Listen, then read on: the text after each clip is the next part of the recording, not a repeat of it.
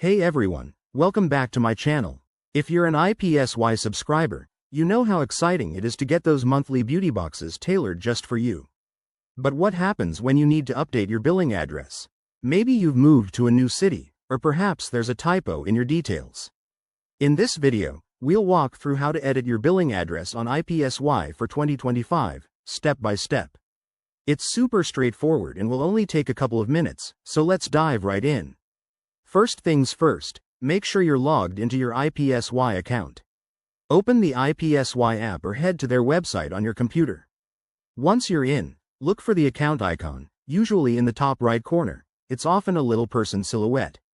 Click on that to access your profile settings. Next, navigate to the Account Settings or Profile section.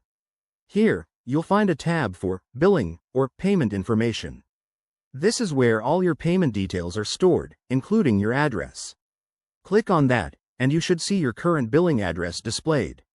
Now, to edit it, look for an Edit button next to the address field. Once you click Edit, you'll be able to change the street, city, state, zip code, or any other relevant details. Double-check everything for accuracy to avoid any delivery issues with your next box. After you've made your changes, hit the Save or Update button at the bottom.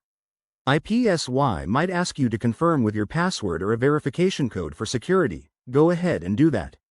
And just like that, your billing address is updated. A quick tip: if you're having trouble, make sure your app is up to date, as IPSY often rolls out updates for better user experience in 2025. Also, if you run into any errors, check your email for confirmation or reach out to IPSY's customer support. They're usually super helpful. There you have it, folks. You've now mastered editing your billing address on IPSY.